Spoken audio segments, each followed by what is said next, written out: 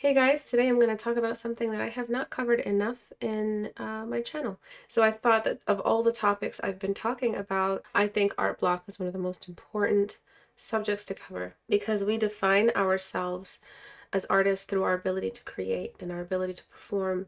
And when we are not creating, when we are not making something, we have an identity crisis. We fall apart, we crumble. And there are many reasons why we have quote unquote art block. Art block is a very general term for the mental obstacles that we may have. And these mental obstacles are very elusive and hard to pinpoint. But if we identify, and shine light on them under a magnifying glass, we can start understanding where they're coming from, how to remedy them, how to tackle them. So art block isn't just this one umbrella term for the general inability to draw. There is a deeper reason why you can't draw, and we're going to figure them out today. We're going to go through the 5 main ones. If there are more outside of this, please let me know. If there's anything I missed, let me know. What's your opinion on the topics I'm about to cover? Do you agree? Do you feel like you also have experienced these? I'd love to hear your personal experience as well, because this is sort of really experimental for me. I kind of just see myself as a researcher, a kind of a scholar in this field, a kind of an explorer really of what it means to draw and what it means not to draw, and what happens in life and what leads us to the point where at one point we're drawing so much in such high volume and suddenly it just comes to a stop. It's always been really fascinating for me, and I want to know your experience. I want to just keep collecting this research, keep bringing in this information into my mind. It may alter this list in the future. I may make a more refined version of it. So talk to me. Tell me, what do you think about the subjects I'm about to cover, the topics I'm about to cover, and the remedies for them? Are they working for you? And come back after a while of watching this video and let me know, has it worked for you? Do you feel better? Do you feel like you're drawing again? But let's talk about them. Let's talk about the first and most, I would say, invasive and malicious form of art block, which is brain chatter. I think that when we paint, when we draw, we enter a flow state. Flow state is this state where we are completely numb. We're in this kind of meditative state of travel through our art. We really don't stop and think about what's happening in our life too much. So when you have lots of brain chatter, what happens is that things outside of your life are causing you to keep ejecting out of that flow state. Imagine entering flow state, and imagine where you are right now is the start of the painting. The canvas is empty. And at one point the canvas is full, and then it's just full of beautiful stuff. You finish the painting. So between here and here is quite a stretch of time. And you may do different revisits, you may try different attempts. So you finish a little bit and then you kind of go backward, and you finish a little bit more and you kind of go backward and fix your mistakes. And it just keeps going until you're done. But these little moments, these moments of like consistency, those are flow state. And they are the points where you are actually making good brush strokes, efficient brush strokes, the right brush strokes towards the finish. And remember, everything is recursive. Art is recursive. Recursive means it goes backward before it goes forward sometimes. So recursive is a very, very expected and normal part of art and natural part of art. There's a lot of back and forth before you finally get to the finished result. Based off my observation of life, this is what I've come to understand. Every time, so again, this is the end of the painting process, this is the start. Every time they try to enter flow state, it comes to a full stop. That's it. It doesn't work. Something's stopping it. Something's stopping the flow state. And then it just goes back, and then it tries to start again, and nothing's working, nothing's sticking. So these little interruptions in this graph, this metaphorical graph, are brain chatter. So when you think about brain chatter, what is brain chatter? Brain chatter is anxiety. It's stress disorders of some kind. It might be ADHD. It's any kind of mental struggle, really. It might be PTSD. It might be depression, the big bad D, the big bad depression that we all deal with. It might be a lot of mental struggles way outside of art. They have nothing to do with art, but they come back when you are trying to paint, when you are trying to create, and they don't allow that very, very important flow state that allows us to numbly and freely and meditatively move through the process. And all of a sudden you're done the painting and you're like, wow, where did the last 3 days go? Wow, where did the last 6 hours go? That was wonderful. I actually painted. The painting looks good. I was just, I closed my eyes, I opened them, and the painting's done. That's really, really high efficiency flow state. And how do you get to that really, really good performance level? You get it by addressing where that brain chatter is coming from. Brain chatter is, it could be anything. It could be stuff going on in your life. It could be stuff that is happening to you at the moment. Flow state is when you lose yourself in the present time. You don't think about the future. You don't think about the past. So if mental chatter, anxiety, ADHD, PTSD keeps distracting you out of that and pulling you into the past or the future or some other subject of focus, you no longer are in the present. You'll no longer have this timeless flotation through space. You just are somewhere else, and flow state only exists in the present.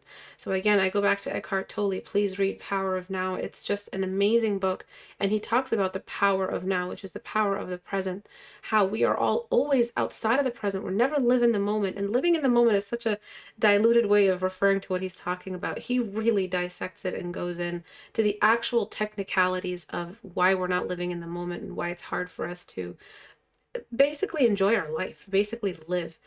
So really read that book. It's wonderful. Eckhart Tolle, Power of Now. And I've read that book probably 4 times already. And if you're not a reader, there's an audiobook. Please just go read that book. It's amazing.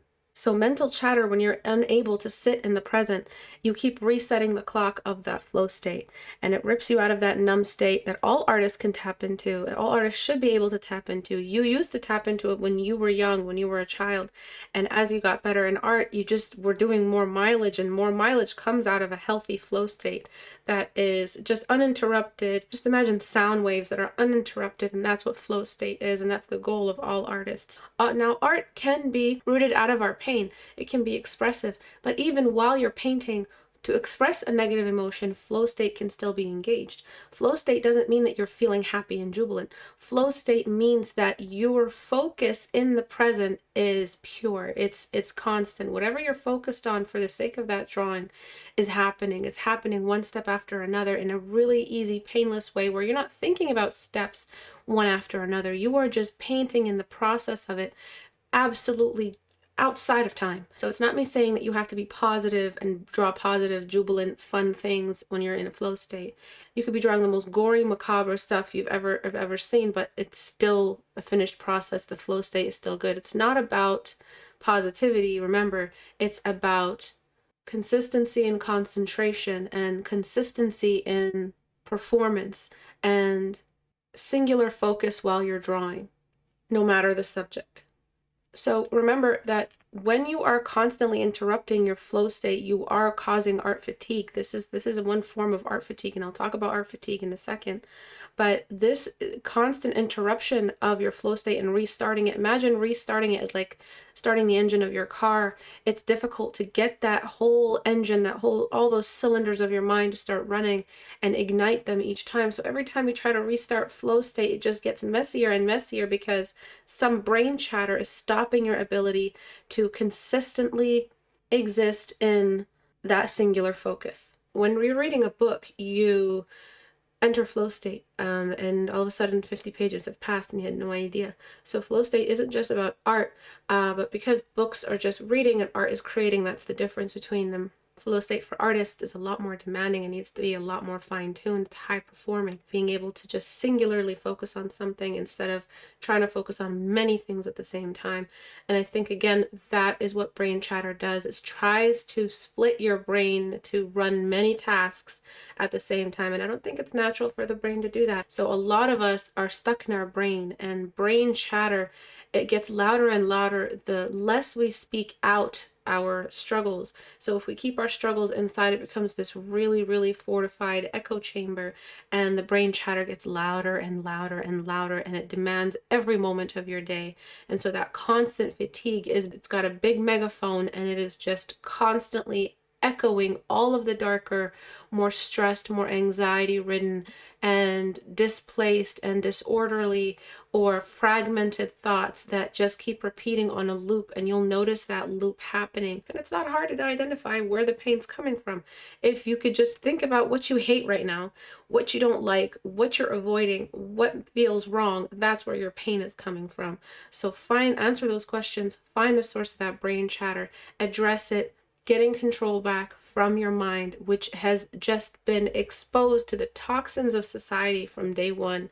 Whatever you grew up with, whatever lies you grew up with, bad experiences you just ignored and repressed, thoughts from other people's opinions that are repeating in your mind, people who've hurt you, breakups, family issues, personal problems, medical problems, whatever they are causing some kind of brain chatter in there. And it's not something that'll be done in a day, but to help you manage and compartmentalize them, to help you understand, okay, this is what my problem is.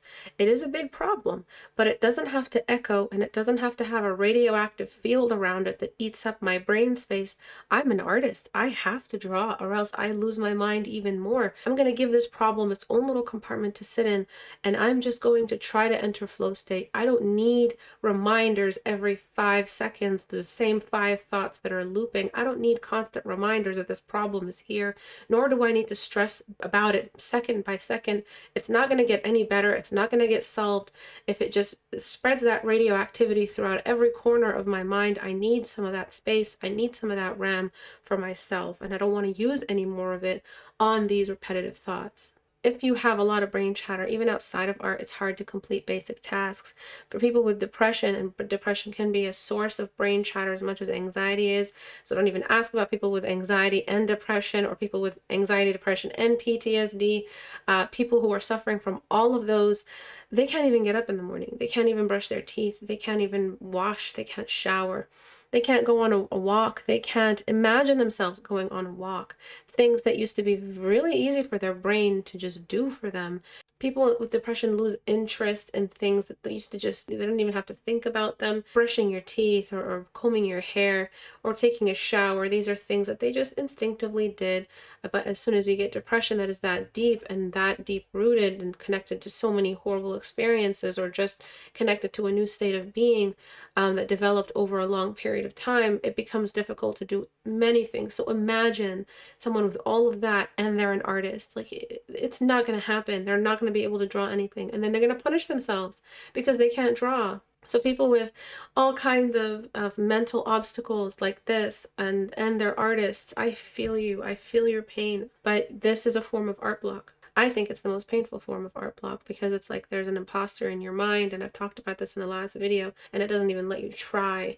Again, redefining failure, redefining mistakes, redefining success. Please remember that it's a process that expands over a longer period of time. It's not something you can cure overnight, but the first step is always the most important, and that's recognizing it. So you might not be able to enter flow state. You might have all the skill in the world, but you just can't enter that flow state because it keeps getting interrupted. All right, moving on to the other points. So we got that big one out of the way, and a lot of them reference back to the big one of brain chatter. The next one is lack of confidence. Someone who doesn't have much brain chatter, starting to paint, they started their flow, they have good workflow, but they just stop. That's it.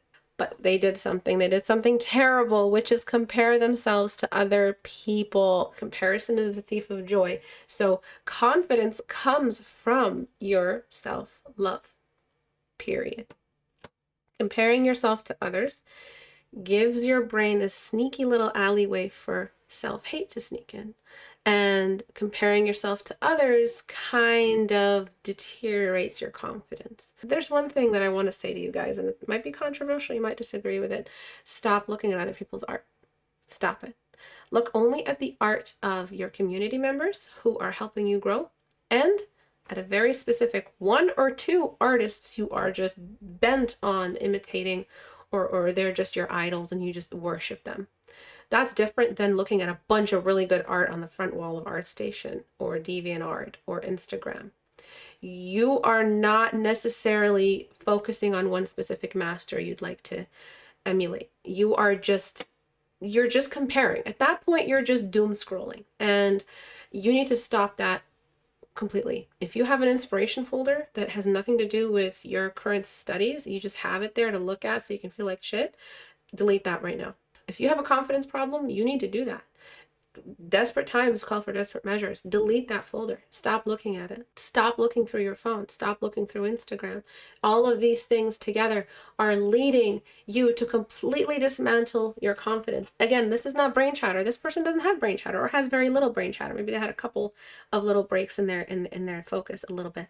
But if they just had some confidence, if they just didn't compare themselves to others that day, they might have been able to continue. They took a stop, came back, and oh, wow, look at that. Look at the way I put that brushstroke beside that brushstroke. I love the way those two highlights overlapped. I did that. Hey, I did that. And so now your confidence is boosted back up. The bar is so high. But if you start off with low confidence already, and this again goes back to depression, your confidence is low when you start it. And you stopped and looked at other people's art. Not only is your flow going to completely stop, but brain chatter is going to start sneaking in. On average, I think everyone's confidence level is something like a 50%. They're aware of what they have and they're aware of what they don't have, but it's like a humility more or less. Some days I have high confidence, some days I have low confidence. It doesn't matter. But the lack of confidence, the reason why I'm adding it to this list is because it's capable of putting a full stop. Like even if you were going to have a successful painting that day, you stopped. Not because of a lack of skill, no brain chatter, nothing else. It's just, you just decided that you weren't going to be able to succeed based off no information other than comparing yourself to others.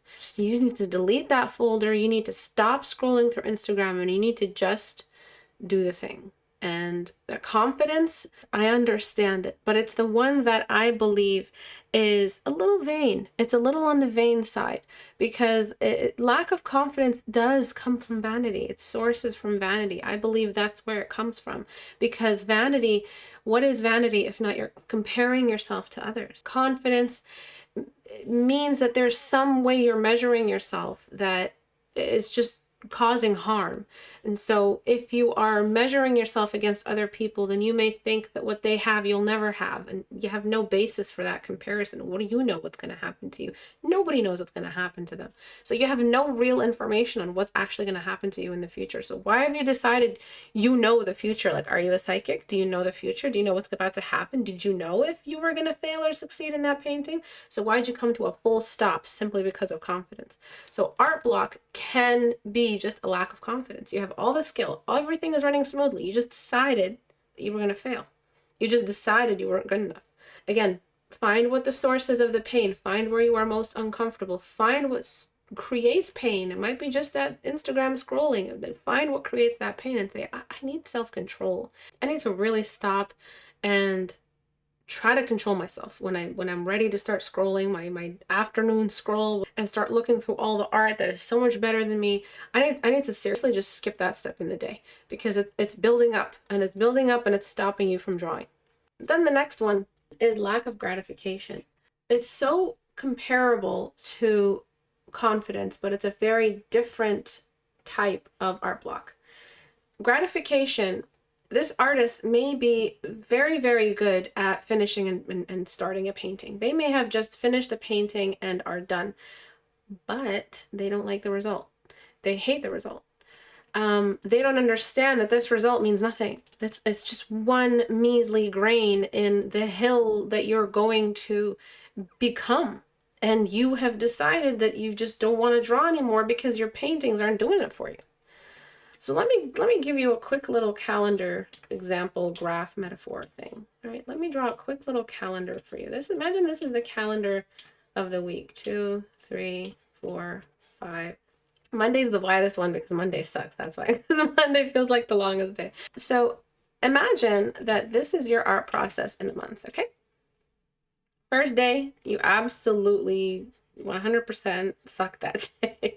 Okay, you drew something, but it was abysmal. I mean, you made all the mistakes. Second day, something like that first day, but you know, there's just a little bit that you did right. You listened to a critique, you got a critique, someone gave you a little bit of boost in confidence, and you finished a painting that day. Painting, done though. Done. There's no art block. You just been painting really bad paintings, but there's no art block. And you just keep going, and then eventually you kind of maybe revert, and you had a really bad, especially bad day, even though yesterday you drew something great. Or again, this is just a metaphor. Maybe you don't draw every single day of the week. This is just a very general metaphor to help give you an idea. So you drew that day, maybe you didn't draw the next day, but you still showed up to the canvas, which in my opinion is success and the opposite of art block. So then you keep going. All of these are full of mistakes, but you keep going, and then something down the line just happens. And you get a day that you were just in rare form. You drew something phenomenal. And not only was it gratifying and satisfying, and you were just like, damn, I'm so happy I didn't give up on art, because look what I just drew. That day, did you know that you were drawing the drawing of this day on this day, on this day, on this day, on this day, on this day? All of them, you were, every single day you showed up to the canvas, you were working on this great drawing, even though the first day you started and ended that drawing was that day. Do you understand? So the fact that you showed up to all of these days assured your success. If you had skipped this day, this day, this day, this day might not have ever happened. So you showing up to the canvas is assurance that you will succeed, if not today, tomorrow, if not tomorrow, next month. The fact that you showed up means you are building up the day that you finish something phenomenal that makes you so proud. Don't you ever ask yourself this question? At what point does the beginner become the intermediate? At what point does the intermediate become the advanced? At what point does the advanced artist become the master? Like, how does that happen? Is it just one big painting that they do and suddenly it was just so well done that they were just good, but like the painting right before that wasn't that great, and they just had this like surge of skill that just came out of nowhere? Do you ever ask yourself? Like, I ask myself sometimes, like, I know I'm good at art, I know I'm a good painter, I know I'm pretty good with portraits, but sometimes I sit there and ask myself, when did I get good at them? Like, did that just happen? Because I honestly don't remember. I don't remember the day I was good at portraits. I don't know. I just kept painting and suddenly I was good at them. So it's the fact, it's all, why that even happened is because I showed up to those important shitty days, that the non-shitty days were possible. That's why suddenly I was really good at portraits, because I showed up not only to my studies, but to my classes. The more I taught, the better I got. Every single millisecond of time you spend in practice is an assured success in the future. It means you're going to get good. So if you're having this really, I'm sorry, weak disease of, I need gratification, I need satisfaction in order to keep doing this, I need something to give me back before I can keep giving it, sounds pretty selfish to me. And it sounds pretty immature to me. Again, it sounds like it's based in vanity. Both of these can be sourced from narcissism. Just remember, everyone has narcissism and everyone has empathy. Some people choose to be more narcissistic than empathetic. Some people choose to be more empathetic than narcissistic. So empathy is the opposite of narcissism. Narcissism is me, me, me, me, me, and only me. Empathy is, I just want to give everyone as much as I can and prevent anyone from feeling any of the pain that I have ever felt in my life. So obviously a healthy human being is a balance of both self-preservation and empathy. When you are leaning on the narcissistic side, but you want to be an artist, these two things might cause you some delay. And again, it's not to say you are a narcissist and that's who you are forever. It's people pick from narcissism or pick from empathy to live their lives. So we are all a mix of both. We all have dark and light in us. So remember that gratification is just impatience, and confidence is a little bit of vanity. Gratification can also be a little bit of vanity, and confidence can also be impatience. If you were just more patient with your process, you could have finished that drawing that day. You had probably more skill than the guy who needed gratification, but you just didn't have confidence because you were comparing yourself to others. Do you see how it works? So just try to understand which one you are so you can remedy properly. So if you're impatient, if you're like the firebender type, if you're impatient as a general person, as a general rule, you're just an impatient person. It's not necessarily vanity or narcissism. You just really suck at patience-related tasks of any kind. Gratification might be one of the issues that you're dealing with art block. You just decided that you were not going to paint that day because the paintings you've been doing the last couple of weeks, they're just really crummy. And you decided to stop. So you want to paint a couple weeks after that and you're like, something's stopping me from painting. I don't know what it is. It's because you gave in to the lack of gratification. And now you remember art as this really unsatisfying thing. You just have a bad image of art. You just have a bad idea of what it means to be an artist. And you gave up on the whole thing just because it wasn't satisfying enough or gratifying enough. So learning patience is extremely important in being an artist. Being an artist is an exercise of patience.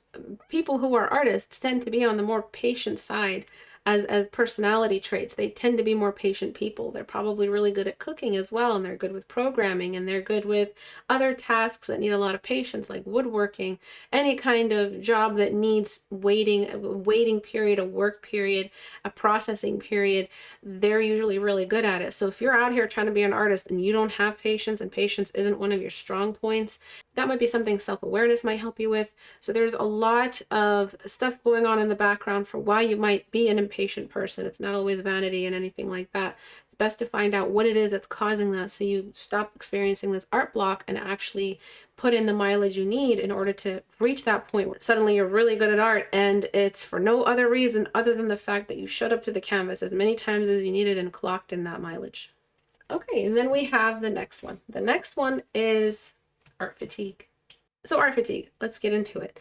Art fatigue is when you have been doing so much of this, starting of the painting, completion of the painting, and it looked good. You painted a painting that day, wonderful. You hit 20 days where you were doing this consistently, and then you just kept overlapping them, and then it just kept happening, and something happened in your brain. So this is you. Forgive me for this drawing. This is you, okay? There's a battery for every task we use in our brain.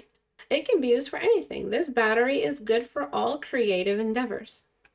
And this battery, when you use it without rest, it does not just automatically replenish with a night's sleep. Nope, it does not do that. It's not like a phone battery. You just sleep, charge it overnight, and wake up and it's fully charged, ready to go. No. It doesn't work like that with human beings. And we are far too complex to assume that a night's sleep is going to be enough to give us the rest we need to draw really, really well that day. This type of art fatigue person, has already had a couple of these days. In fact, they had a number of them. And suddenly, they can't draw. Suddenly, they're not producing as many paintings as they used to. There's something in here that needs to replenish. It doesn't have to be years and years. It can just be next month. This month you're doing great. Next month you're just on the floor. You can't even think about art because you are fatigued. And what do people do when they are fatigued? They go to sleep. All right, there's a bed and they're sleeping. But art isn't that simple. You don't just go to sleep and you're cured. You need to stop all of the art engines in your mind to just give them a break, because you creating are in this mindset, and this mindset is the only mindset you've been in, and you haven't done other things even a little bit. You've just been drawing all day because you really want to get as good as that one guy you're following on Instagram or ArtStation, and you're just constantly competing with yourself and that one artist, and you want to get as good as they are. And you are always in the art mindset. What does that do to your brain? Imagine the brain not as a battery, but imagine it as a grape. Okay, hear me out. So an overnight rest is not going to be enough to replenish that raisin a little bit. You're giving your brain the time it needs to learn all of these new pathways. This constant daily push in art studies has created. It gives them time to solidify. Again, I'm not a doctor. I don't understand the exact workings of why we know things and why we get good at them. I'm very curious about them every day, and I try to learn more and more as I try to understand my students and myself and art in general. but you need to give yourself and your brain time to get used to your current skill level. Let the learning that you did out here start to become permanent placements back here. So it's like back knowledge, instinctive knowledge, foundation, bedrock knowledge that you have in your mind. So what you learned that day becomes and solidifies and moves to the back of your brain as given knowledge that you just know now because you've done it so many times. So your brain is trying to do that. It's trying to cure and let sit, like curing epoxy or curing glue. It's trying to cure the knowledge that you learned while also painting and learning new knowledge. So you're not even giving yourself time to process and solidify and absorb all of the knowledge that you have gained in the past couple weeks of drawing. You're overloading your brain with more and more each time. So you have given yourself like a lineup for your brain to process. And that process, there's a queue here. There's a whole traffic jam of information that needs to solidify. So it's not just about sleeping overnight, waking up and doing more and adding to the queue of things you need to process and cure in your mind. No, you need to stop doing all art until this queue is completely processed.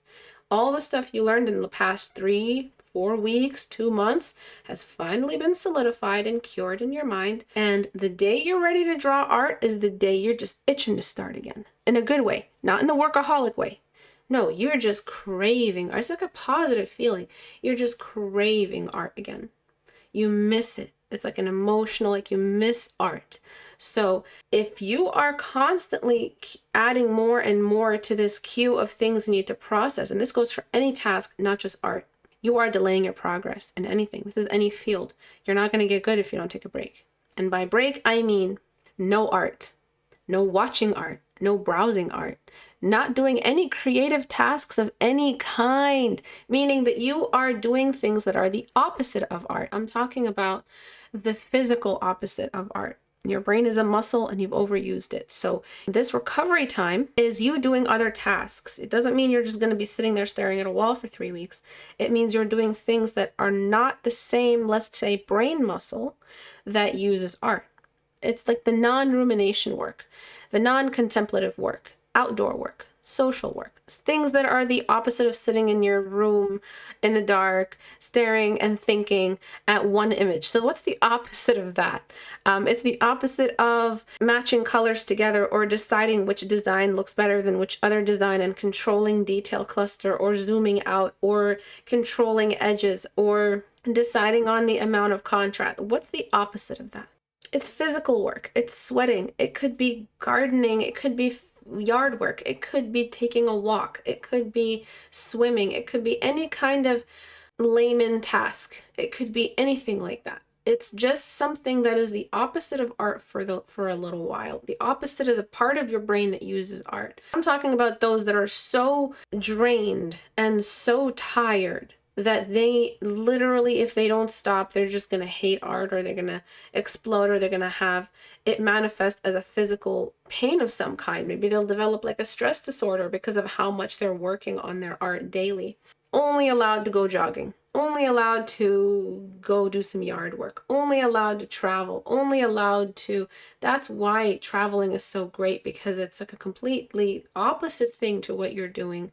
I know not a lot of people can afford travel nowadays, but it can be as easy as just leaving your house for a day and just hanging out in a forest and hiking. That was valuable time for your brain to sleep, to let that part of your mind sleep, so it actually gets the rest it needs and cures the amount that it needs to cure.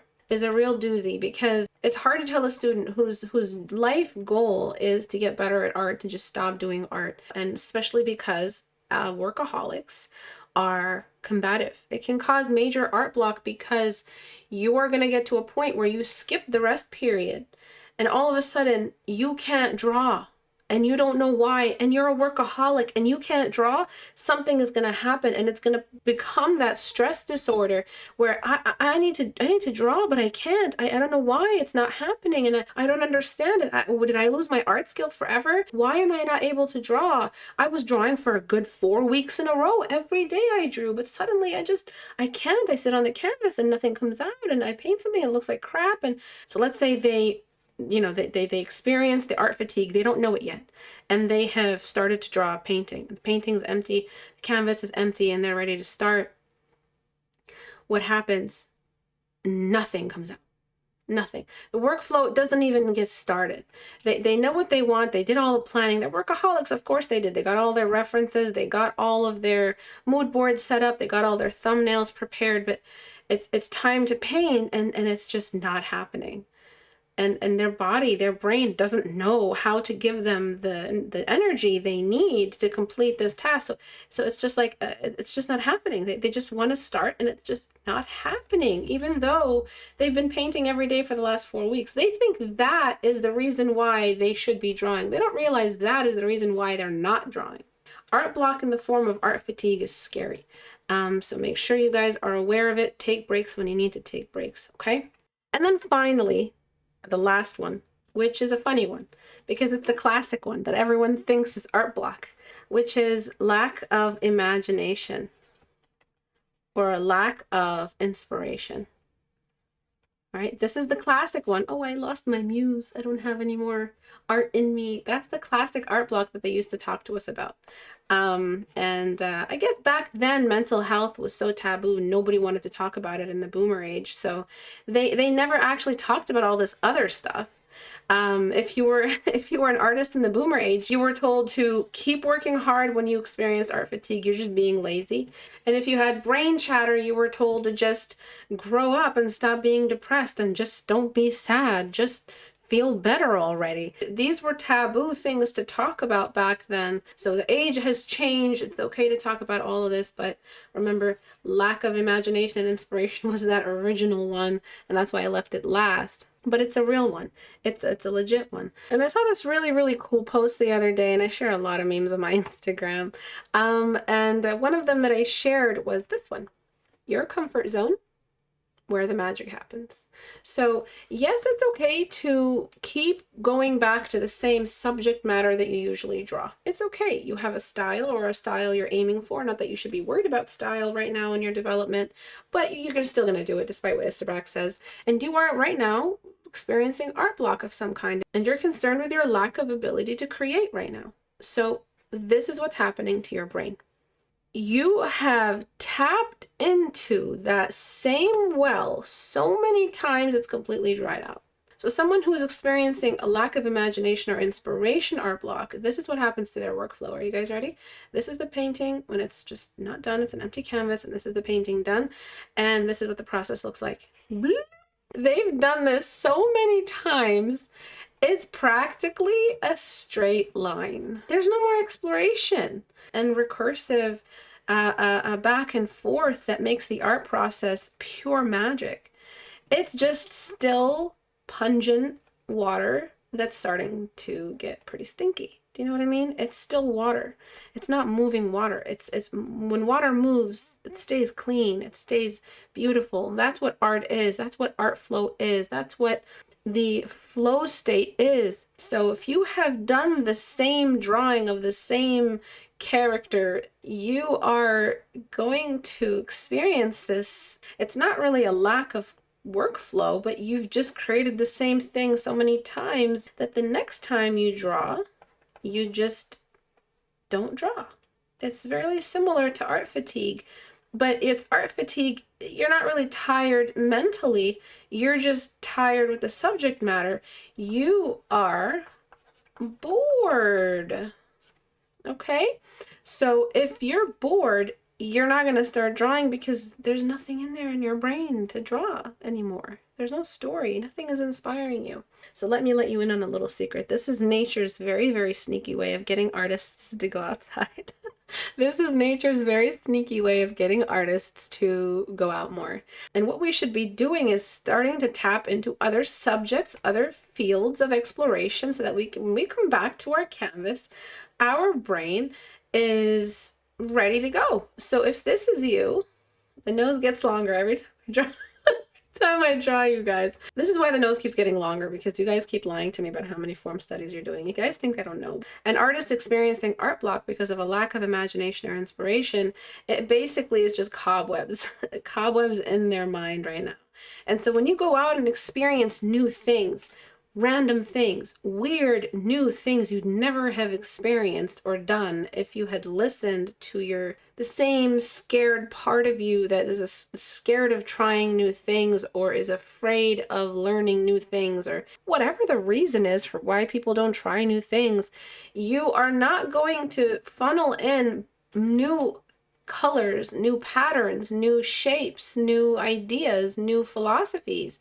You're just kind of a dead end. So the people who are in lack of imagination or inspiration tend to be on the closed-minded side. As soon as they try something new they've never tried before, they start painting again, because now the brain has got all this new stuff and new ideas, and maybe it took a couple of months to really set in all this new stuff you're trying. Maybe it's a new show, maybe it's a new book, it could be anything. It's new things, new stuff, whatever it could be. Monotony is the killer of art, so you need to get out there and do more.